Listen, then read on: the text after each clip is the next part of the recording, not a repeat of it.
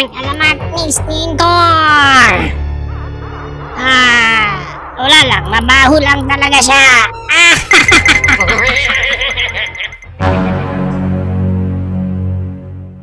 Itong si Stinkor kidi-kidi baho.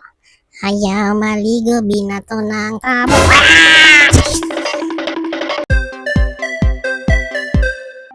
And here's the toy that we're going to review for today. This is the Masterverse, Masters of the Universe Revelation Stinkor.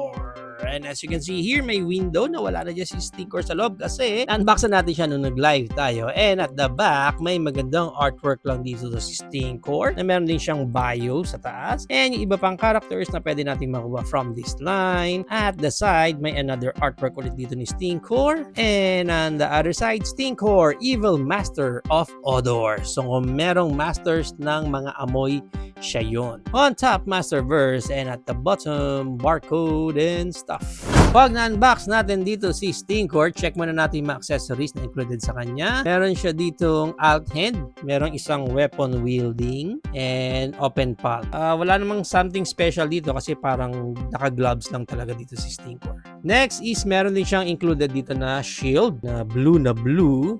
Maganda naman yung hawakan sa likod, parang sa power shield ni He-Man. And mukha namang bakal, pero parang mas magandang pandagdagan ng color. Okay naman yung shield. Next, meron siyang alt head dito, si Stinkor. Yan, yung mata niya dito parang medyo mas galit na siya. And naka-mask siya. But itong mask niya na to is nakapeg lang yan na pag tinanggal nyo, yung naka-open naman yung mouth niya dyan. So, meron siyang effect na hindi siyang mag-mask kung sakaling nagbalik sila sa quarantine or lockdown ulit. Yan. At least naka-ready na si Stinkor. Let's move right along na dito sa ating main figure na si Stinkor. Check muna natin yung kanyang details. Ayan yung face niya. Yung kanina nga naka-open yung mouth and medyo galit. Dito dilat na dilat siya and parang labas lang yung mga ngipin niya. And then maganda rin yung texture niya. Talagang balahibo siya. Nagmumukha siya talagang skunk. And yung armor niya parang wash na rin yung kanyang lion cloth. Even yung legs niya may mga texture na rin. And simple lang naman yung boots niya and yung gloves niya. Wala nang ibang design. Dito sa likod, ayan, may mga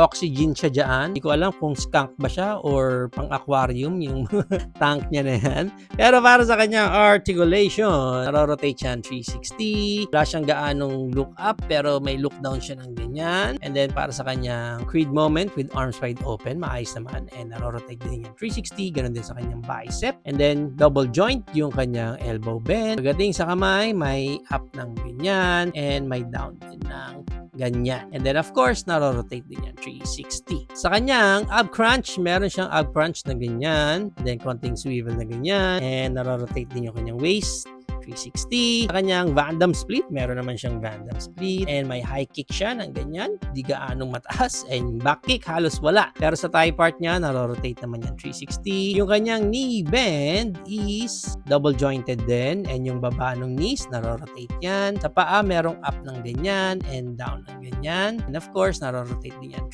360. Para sa kanyang mga accessories, itry muna natin itong kanyang shield na ilalagay lang natin yan dyan. Simple lang. Wala nga siyang ibang kasamang mga weapons kundi itong shield lang. Siguro kaya siya walang weapons kasi nga mabaho na siya. So yun na siguro yung weapon niya. And kaya siya siguro may shield para pwede niyang i-shield kung sakaling talagang bahong-baho na siya sa sarili niya. Ang baho.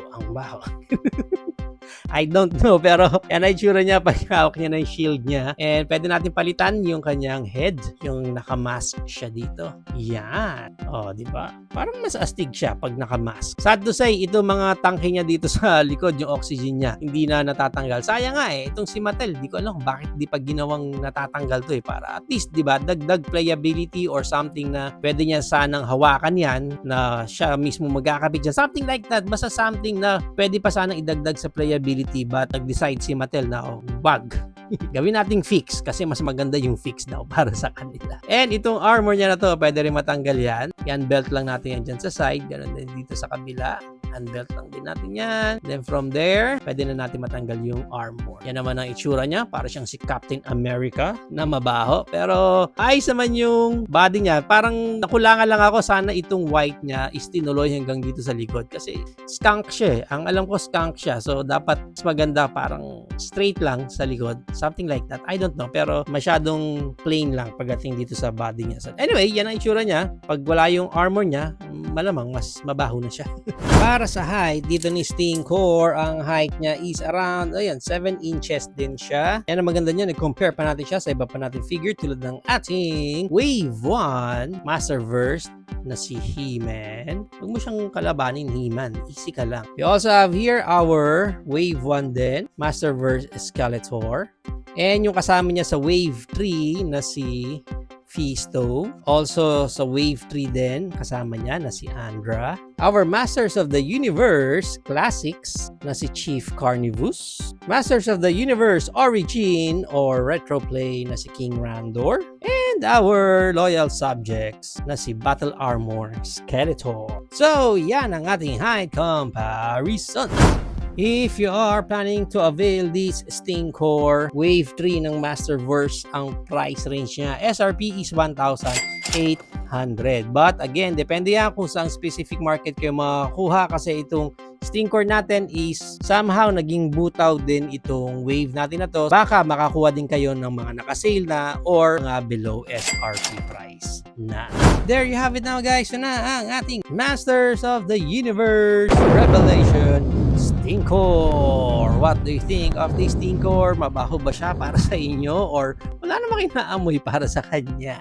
But for me, ganun din. Wala naman something special dito kay Stinkor na to. Di ko nga alam bakit naglagay pa sila ng shield para sa kanya. I think nagamit niya yata to doon sa show, sa series nila sa Netflix. But I don't know. Sana nagdagdag pa sila na accessories sa kanya. Especially itong mga oxygen tank niya dito sa likod. Something na pwede pang makadagdag sa overall playability dito ni Stinkor. Ang isa sa selling point for me dito kay Stinkor is itong kanyang mask na nakakagulat kasi pwede naman nilang gawin na alt head na mask pero hindi na natatanggal, naka-fix yung mask, and isang head na walang mask. Ganun lang. Ganun naman usually yung nangyayari sa iba, pero dito sa kanya, at least nagdagdag sila ng small accessories na yun, which is yung kanyang mask. Somehow, yun yung nagpadagdag ng kaastigan dito kay Stinkor, but for me, ayos lang na meron tayong Stinkor dito.